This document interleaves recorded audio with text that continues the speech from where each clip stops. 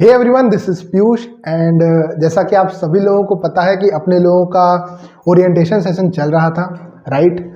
और कल 3 जनवरी को पहली ओरिएंटेशन होनी थी, जो कुछ टेक्निकल इश्यूज की वजह से नहीं हो पाई। कल हम लोग लाइव आए थे पर कुछ टेक्निकल इश्यूज हो गए जिसकी वजह से वो लाइव स्ट्रीमिंग कट गई थी और अपने लोगों की बात पूरी नहीं हो पाई थी। तो आज हम लोग इस रिकॉर्डेड सेशन जो आपको हम लोग प्रोवाइड करेंगे आज यानी 4 जनवरी 2022 को, इसमें हम अपनी पूरी बातें कर रहे होंगे। सारी बातें मैं आप लोगों के साथ शेयर कर रहा हूँ कि हम कैसे तैयारी करें, इस बार CUET हो रहा है क्या, हम कैसे अपने डिजायर्ड कॉलेज में जा सकें, हम कैसे अपनी जो हम चाहते हैं उस यूनिवर्सिटीज में जा सकें, उन सभी की चर्चा आज हम लोग इस वीडियो में करेंगे। जैसा कि आप सभी लोगों को पता है कि जो भी BHU पाठशाला के साथ जुड़ रहे हैं हमारे कोर्सेज के माध्यम से, और आप सभी लोगों को पता है कि इस बार BHU पाठशाला UG और PG दोनों कोर्सेज लेकर के आ रही है। और अगर आप हमसे जुड़ना चाह रहे हैं तो आप हमसे इस नंबर पर, नंबर है 95193832 पर कांटेक्ट कर सकते हैं। इस ओरिएंटेशन का पर्पस क्या है भैया? इस ओरिएंटेशन का पर्पस ये है कि आप चाहे BHU पाठशाला से हमारे कोर्स के माध्यम से जुड़ रहे हो, चाहे किसी भी प्लेटफॉर्म से जुड़ रहे हो, आप उस कोर्स का कैसे इफेक्टिवली यूज करोगे, आप कैसे उस कोर्स की मदद से जो भी कोर्स के अंदर टोटल जूस है आप कैसे उसको शक करोगे, कैसे पूरे जूस को आप निकालोगे और अपना सिलेक्शन इंश्योर करोगे। अच्छा भैया, तो ओरिएंटेशन में मतलब आप हमें बताने वाले हो कि आप कोर्स कैसे यूज अच्छे से कर सकते हो। ओरिएंटेशन नंबर 1 है जो बेसिक मैथ वाले बेसिकली बच्चों के लिए होगा। अगर आप किसी और स्ट्रीम के भी बच्चे हो, किसी और कोर्स के लिए भी जुड़ना चाहते हो तो उसके लिए भी ये सेशन उपयोगी होगा, राइट है। आप कैसे तैयारी करोगे, कैसे टेस्ट सीरीज दोगे, कैसे एनालिसिस करोगे, कैसे रिवीजन कर रहे होगे, इन चारों ओरिएंटेशन में हम सभी चीजें कवर करेंगे, राइट। अब एक सबसे बड़ा सवाल है कि भैया CUET होने वाला है। अच्छा, तो CUET होने वाला है तो हमारा सिलेबस बदलेगा? बिल्कुल बदलेगा, क्यों नहीं बदलेगा। अच्छा, तो क्या फिजिक्स केमिस्ट्री मैथ हटा देंगे? वो नहीं, क्यों हटाएंगे? अगर BSc मैथ के आप छात्र हो तो आपका फिजिक्स केमिस्ट्री मैथ तो आपसे पूछेंगे ही, उसके अलावा आपसे क्या पूछ लेंगे? यही पूछेंगे। अच्छा, तो अंतर कहां आ रहा है? अंतर आ रहा है उनके पैटर्न में। उन्होंने क्या किया है, पेपर 1 और पेपर 2 में हमारे पेपर को डिवाइड कर लिया है। अच्छा, पेपर 1 में क्या पूछेंगे? पेपर 1 में आपसे एप्टीट्यूड के सवाल पूछेंगे, अर्थमेटिक्स के सवाल पूछेंगे, थोड़ी सी रीजनिंग टाइप के क्वेश्चन पूछ रहे होंगे और इंग्लिश पूछ रहे होंगे, जो पेपर 1 होगा। तो अगर हम मैथ्स के स्टूडेंट हैं, अगर हम इस एप्टीट्यूड से डर रहे हैं तब तो ये देखो बेवकूफ़ी हो जाएगी। ये मैथ के छोटे मोटे बहुत आसान रीजनिंग आने वाली है, तो उसके ऊपर आने वाली है कि नहीं आने वाली ये भी अभी कंफर्म नहीं हुआ है। ये अभी यूनिवर्सिटीज की तरफ से जब नोटिफिकेशन आएगा तो BHU पाठशाला पे आपको इंफॉर्मेशन दे दी जाएगी।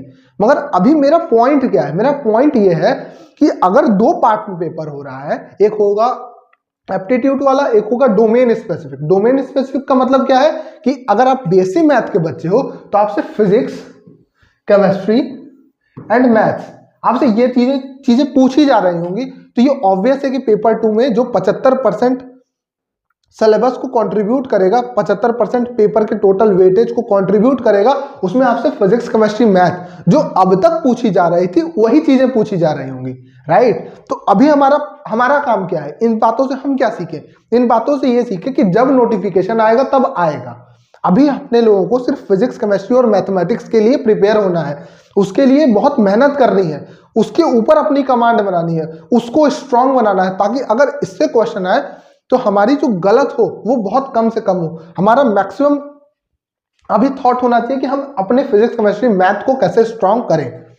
अच्छा भैया, आप तो ये कह दिए कि फिजिक्स, केमिस्ट्री, मैथ स्ट्रांग करिए, और कल के दिन अगर आ गया कि CUET होने वाला है तब हम क्या करेंगे? तब BHU पाठशाला आप सभी लोगों के साथ उस वक्त भी खड़ा रहेगा। BHU पाठशाला ने पूरी तैयारी कर ली है CUET की। अगर CUET जैसा ही होगा वैसे ही आपकी रीजनिंग की क्लासेस, वैसे ही आपकी इंग्लिश की क्लासेस, सारी चीजें BHU पाठशाला में हमारे कोर्स के अंदर आपको शुरू कर दी जाएंगी बताना। हम लोग पूरी तैयारी से हैं, और अगर नहीं होगा तब तो BHU पाठशाला आपके साथ है ही। चलिए भैया, इतनी बातें हो गई। अब अगली बात करते हैं कि ठीक है, एक और बात, हमारा जो कोर्स है उससे रिलेटेड जो इंफॉर्मेशन मैं आपसे बताना चाहूंगा कि अपने लोग कोर्स के अंदर 300 से ज्यादा वीडियो लेक्चर्स मिल रहे हैं जो रिकॉर्डेड फॉर्म में होंगी। क्यों रिकॉर्डेड, लाइव क्यों नहीं होगा? टेक्निकल इश्यूज की वजह से लाइव नहीं होगा क्या? नहीं नहीं नहीं, ऐसी बात नहीं है। रिकॉर्डेड इसलिए होगा क्योंकि हम लोग नहीं चाहते कि आपका टाइम वेस्ट हो। रिकॉर्डेड में क्या होगा, जब आपको टीचर कोई चीज समझा रहा होगा, कोई पॉइंट को समझा रहा होगा, तो टीचर बीच में इंटरप्ट नहीं होगा। वो जो आप लाइव चैट में क्वेश्चन पूछोगे, इससे क्या होगा कि आप जो भी कंसेप्ट है, जो भी बातें जो टीचर आपको बताना चाह रहा है, जो भी सिखाना चाह रहा है, वो आप तक अच्छे तरीके से पहुंच जाएंगी। अच्छा, मतलब रिकॉर्डेड होगा तो हमारा डाउट का क्या? इस कोर्स के अंदर जब आप जहां पे हमारे ऐप में जब वीडियो देखोगे तो ऐप के अंदर ही एक डाउट बॉक्स हम लोगों ने बना रखा है, राइट? आप अपना डाउट उसके अंदर डाउट बॉक्स में डालिए, विद इन 24 आवर्स हम रिप्लाई करेंगे, आपके सारे डाउट्स को क्लियर कर रहे होंगे और आपकी सारी चीजें बहुत स्मूथ चल रही होंगी। इस वजह से रिकॉर्डेड दे रहे हैं, टेक्निकल इश्यूज की वजह से नहीं रिकॉर्डेड दे रहे हैं। रिकॉर्डेड लेक्चर्स में क्या होगा, रिकॉर्डेड लेक्चर में आपको बिल्कुल बेसिक से लेकर के एडवांस लेवल तक हर एक कंसेप्ट को सिखाया जाएगा। जो भी चीजें हमसे क्वेश्चन में अब तक पूछी जा चुकी हैं या फिर पूछने जाने की संभावना है, उन सभी चीजों को अपने लोग इन लेक्चर्स के थ्रू सीख जाएंगे। अच्छा, अपने लोग थियरी सीख लिए, मगर पेपर में अंदर तो थियरी आती नहीं है, तो उसके लिए बीएचयू पाठशाला आपको डीपीपीस देगा, जिसे अपने लोग प्रैक्टिस शीट भी कहते हैं। और इस प्रैक्टिस शीट में क्या होगा, most relevant question. Most relevant से मतलब आपका क्या है, जो एग्जाम ओरिएंटेड क्वेश्चन होंगे, जो एग्जाम में पूछे जाने की संभावना होगी, वो सभी सेलेक्टेड क्वेश्चन आपको इन डीपीपीस के अंदर मिल रहे होंगे। अच्छा, और इन सभी क्वेश्चन के आपको डिटेल्ड सॉल्यूशन मिल रहे होंगे। जनरली मेरा एक ऑब्जर्वेशन है कि जो हम लोग सोचते हैं सॉल्यूशन और जो बुक्स के अंदर दी होती है सॉल्यूशन, जो टीचर आपको प्रोवाइड करेगा सॉल्यूशन, वो आपके सॉल्यूशन से और टीचर के सॉल्यूशन में कंपेयर किया जाए तो छोटा जो सॉल्यूशन होगा वो आपके टीचर का होगा। एग्जाम में अपने लोगों के पास टाइम बहुत कम होता है। अपने लोगों की प्रायोरिटी ये नहीं होगी कि हमको क्वेश्चन का आंसर निकालना है, हमें क्वेश्चन का आंसर तो निकालना है, साथ ही जल्दी आंसर निकालना है, ताकि हम पूरे पेपर को अपने कंप्लीट कर सकें और सारी चीजें कर सकें। साथ ही साथ इन डीपीपीस के अंदर कुछ चीजें और ऐड की जाएंगी। क्या ऐड की जाएंगी, जो क्वेश्चन का टाइप होगा, जो क्वेश्चन का, एक मिनट, जो क्वेश्चन का जो आपके टाइप होगा ना, उसको इस बार का जिन भी बच्चों ने पेपर देख रखा होगा उनको दिखा होगा कि match the column question, assertion reason वाले क्वेश्चन और स्टेटमेंट वाले क्वेश्चन, ये सभी तरीके के क्वेश्चन पूछे जा रहे हैं। उसके लिए आप कैसे प्रिपेयर करोगे?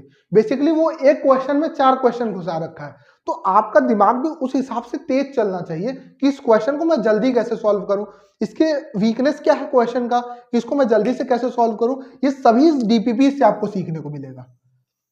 अच्छा भैया, अब मेरे पास मान लीजिए क्वेश्चन डीपीपी का कुछ अभी नहीं समझ में आ रहा है मेरे को सॉल्यूशन देख के, तब मैं क्या करूंगा, आपकी हर संडे को हम कोशिश करेंगे, एवरी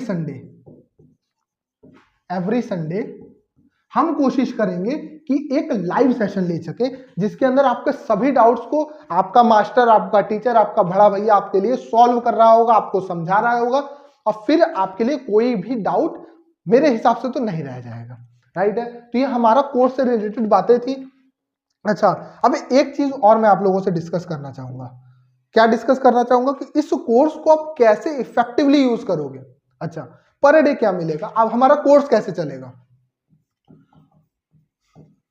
मंडे से लेकर के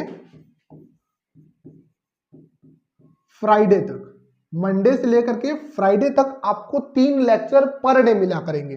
3 लेक्चर मतलब एक फिजिक्स का, एक केमिस्ट्री का और एक मैथ्स का। आपको ये 3 लेक्चर पर डे मिल रहे होंगे। फिजिक्स का 1 घंटे का लेक्चर से ऊपर ही होगा, केमिस्ट्री का 1 घंटे से ऊपर होगा, मैथ्स का 1 घंटे से ऊपर होगा, यानी मिनिमम 3 घंटे के आपको लेक्चर मिल रहे होंगे। मिनिमम मैंने बात किया है, मैक्सिमम नहीं। अच्छा, ये 3 घंटे के लेक्चर आपको पर डे कंप्लीट करना होगा, प्लस साथ में आपको डीपीपीज मिल रहे होंगे। कितनी डीपीपी मिलेंगी, 3 डीपीपी मिलेगी, राइट है। तो अब सवाल ये आता है कि हम इसको पूरे दिन में कैसे कंप्लीट करेंगे।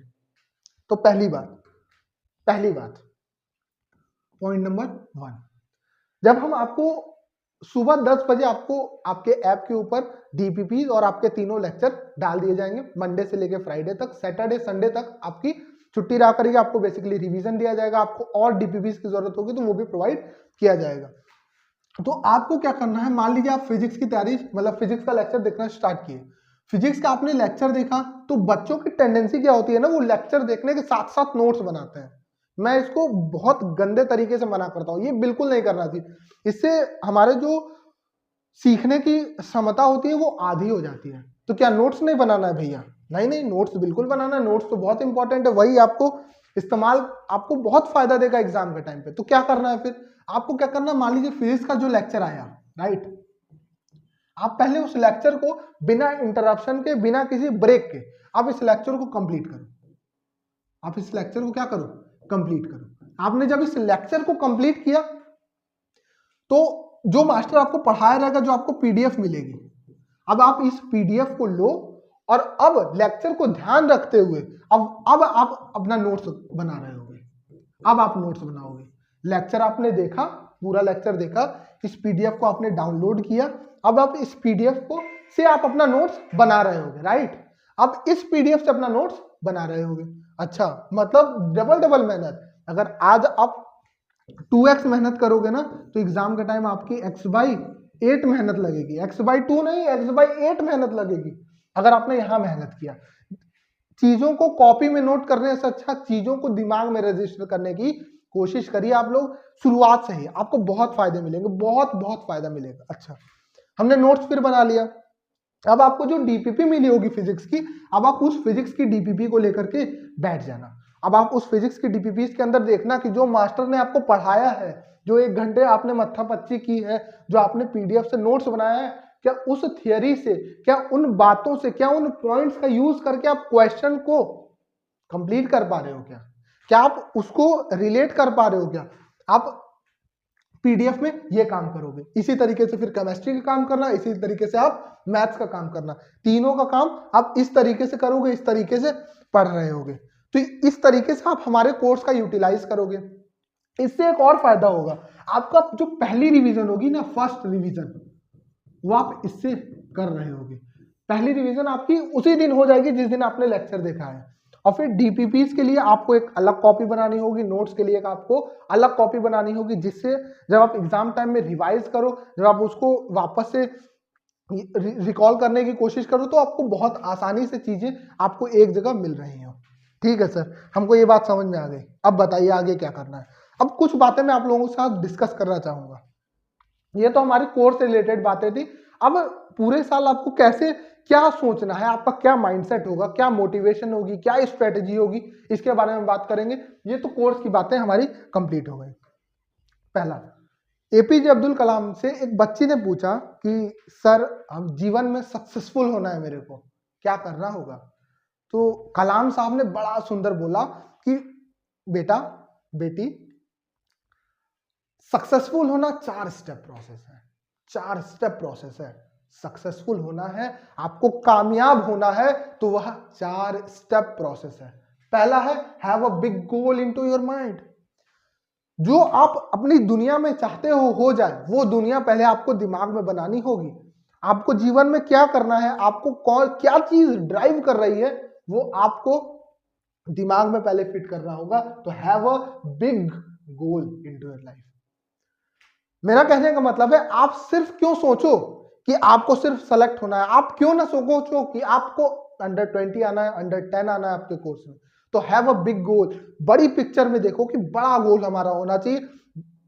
बड़े गोल से क्या होगा, अगर दिमाग में हम बड़ा गोल लेकर के चलेंगे, तो सामने हमारे जीवन में भी बड़ी चीजें होने की संभावना होगी। पॉसिबिलिटी तो कम से कम ग्रोथ करिए आप लोग, पॉसिबिलिटी को ग्रो करिए अपने दिमाग में। जब तक आप सोचोगे नहीं, तब तक आप कर नहीं पाओगे। अच्छा, दूसरी स्टेप क्या है, इंफॉर्मेशन इज गॉड।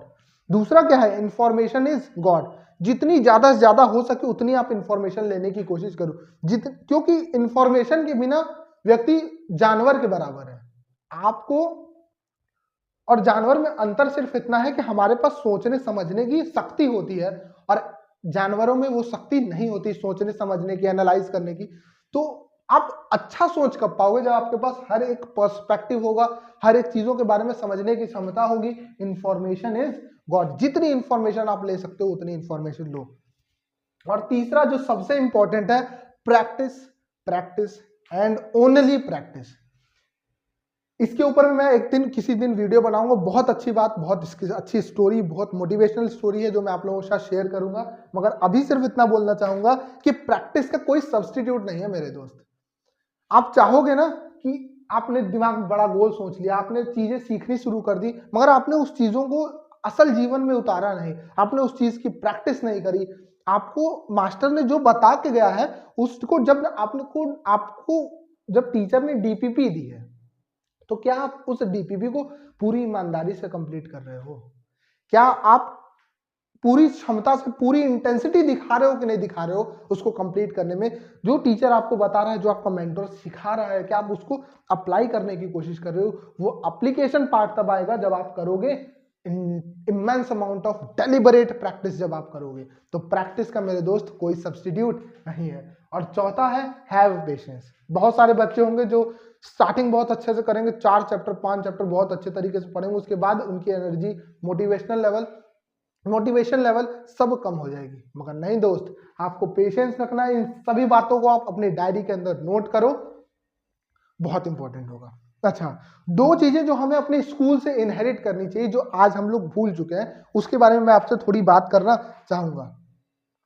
क्या है वो चीजें जो आपको स्कूल सिखाती है? स्कूल आपको क्या सिखाई है?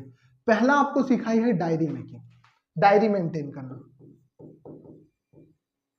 Diary making, right. पहला है डायरी मेकिंग।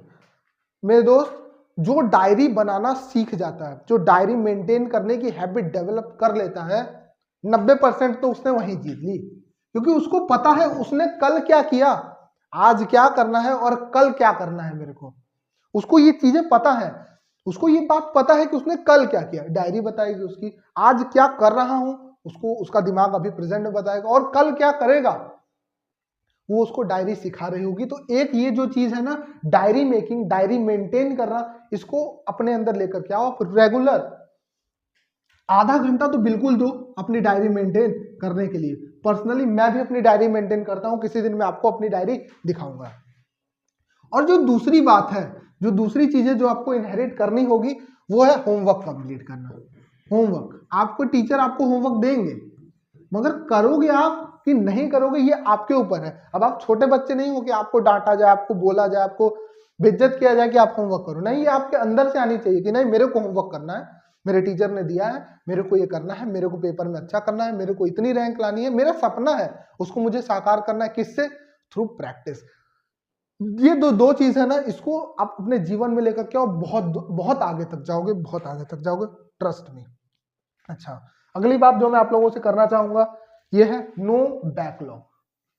अब टीचर पढ़ा रहा है अब टीचर आपको पढ़ा रहा है रोटेशन, और आप अभी न्यूटन्स लॉज ऑफ मोशन पे अटके हुए हो।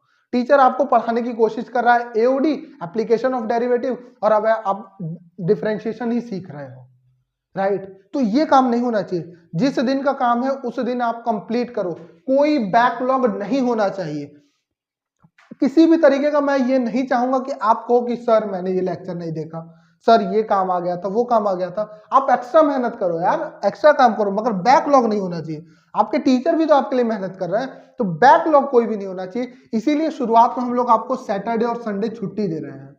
ये आप ये मत सोचिएगा कि सैटरडे और संडे आपको पूरे एग्जाम तक मिलेगा, नहीं।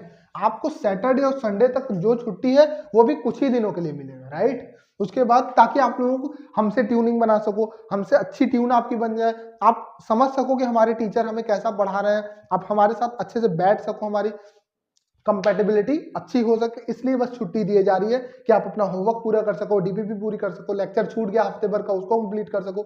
कुछ डाउट है तो संडे को अपने टीचर जब आ रहा है तो उनसे मेरे को पूछना है, राइट। तो इसीलिए ये बहुत इंपॉर्टेंट बात है मेरे दोस्त, बैकलॉग मत रखना तुम, बिल्कुल बैकलॉग बिल्कुल मत रखना। अगली बात है don't love any subject, your love should be for that seat. इसका क्या मतलब है? इसका मतलब मेरे दोस्त ये है कि मैंने बहुत ऐसे दोस्तों को, बहुत ऐसे बच्चों को, बहुत ऐसे लोगों को मैंने देख चुका हूं जो कहते हैं यार मेरे को मैथ बहुत अच्छा लगता है, यार केमिस्ट्री बेकार है, यार फिजिक्स बहुत अच्छी है, यार मैथ नहीं आ रही। ऐसे बच्चे मत बनो तुम, मैं तुम्हें बता रहा हूं, ऐसे बच्चे तुम मत बनो। अगर किसी दिन, किसी एग्जाम के दिन मान लो तुम्हें मैथ से प्यार है और तुम मैथ के बल पे गए हो पेपर देने और मैथ थोड़ा सा आउट ऑफ द बॉक्स आ गया, क्या करोगे तुम? मेरे को बताओ। तो इसीलिए मैं कहूंगा कि कोई एक सब्जेक्ट को प्यार मत करो, आप उस सीट को प्यार करो। अर्जुन की आंख की तरह आपको अपने जो कंसंट्रेशन है वो कहां लगानी है, उस सीट के ऊपर लगानी है, राइट है। तो इस बात को हमेशा ध्यान रखना, किसी सब्जेक्ट को लेकर के आप पैशनेट मत हो जाओ, किसी सब्जेक्ट को लेकर के आप ये मत हो जाओ कि इसी को बस पढ़ूंगा, नहीं, आपको तीनों सब्जेक्ट को बराबर टाइम देना है, तीनों सब्जेक्ट को बराबर तवज्जो देनी है, राइट। आई होप आपको समझ में आ रही होगी मैंने क्या बात करी है। उसके बाद है डिस्ट्रैक्शन इज फ्रिक्शन। आपके रास्ते का रोड़ा पता है क्या है? डिस्ट्रैक्शन। मैंने बहुत सारे ऐसे बच्चे देखे जो दिन दिन भर अपना रील्स के ऊपर, Instagram reel, WhatsApp, Facebook, YouTube, इसमें वेस्ट कर रहे हैं। नहीं, डिस्ट्रैक्ट मत हो। डिस्ट्रैक्शन आपको ज्यादा दूर नहीं जाने देगी मेरे दोस्त, आपको ज्यादा दूर नहीं लेके जाने देगी। कुछ दूर जा करके आप थम जाओगे, रुक जाओगे, समझ रहे हो। तो डिस्ट्रैक्शन अपने आप को मिनिमाइज कर दो। दो वर्ड होता है D&D, ये होता है डिस्ट्रैक्शन और ये होता है डायरेक्शन, और ये दोनों ना इनवर्सली प्रोपोर्शनल होता है मेरे दोस्त। डिस्ट्रैक्शन जो होता है ना वो इनवर्सली प्रोपोर्शनल होता है डायरेक्शन के। अगर डिस्ट्रैक्शन बढ़ेगी तो डायरेक्शन कम हो जाएगी, और अगर डायरेक्शन बढ़ेगी तो डिस्ट्रैक्शन कम हो जाएगी। तो आपको घोड़े को देखियो लगा करके ऐसे चलता है घोड़ा, उसको ये नहीं पता कि इसके बाहर क्या हो रहा है, उसको सिर्फ और सिर्फ अपना गोल दिखता है, मेरे को वहां पहुंचना है। उसी तरीके से आप 5 महीने के लिए, 6 महीने के लिए घोड़े की वो जो पट्टी होती है उसको आंखों के ऊपर लगा लो। इसके बाहर तो मेरे को कुछ करना ही नहीं है, सिर्फ और सिर्फ मेरे को गोल दिख रहा है, मेरे को सिर्फ और सिर्फ मेरे को सीट दिख रही है। कॉलेज में आने के बाद जो आपको मस्ती करनी होगी बिल्कुल फ्रीडम रहेगी, आप आराम से कर सकते हो। तो डिस्ट्रैक्शन बिल्कुल कम कर दो मेरे दोस्त। D&D रूल जो है ना, इसको अच्छे से समझो और इसको अप्लाई करने की कोशिश करो। अच्छा, इसमें दोनों में आपको कोई डिफरेंस दिख रहा है? Friends is equals to distraction and friend equals to selection. इसका क्या मतलब है? आपको गिने चुने कोई दोस्त होने चाहिए जो आपको सिलेक्शन के लिए बहुत ज्यादा मोटिवेट कर रहे हो। वो सभी लोग जो आपको सिलेक्शन के लिए, वो सभी लोग जो आपको अपने जीवन में कुछ बड़ा करने के लिए प्रोत्साहित कर रहे हो, आपको पीछे से पुश कर रहे हो कि नहीं यार तू कर सकता है, मेरे को पता है, तेरे में पूरा कॉन्फिडेंट है, तू आराम से सिलेक्शन ले सकता है। उन सभी लोगों के साथ रहो। वो आपका जो 1 या फिर 2 फ्रेंड होगा ना, वो आपको सेलेक्ट कराएगा। मगर अगर आपने भीड़ इकट्ठी कर ली ना फ्रेंड्स की, तो आप डिस्ट्रैक्ट हो जाओगे। यार चलो चाय पी के आते हैं, यार चलो थोड़ा बाहर घूम के आते हैं, ये काम नहीं होना चाहिए। वापस से मैं कहूंगा, सकते हो मोर प्रेफर करना कि व्हाट्सएप करना, हम आपको रिप्लाई करने में की पूरी जल्द से जल्द कोशिश करेंगे।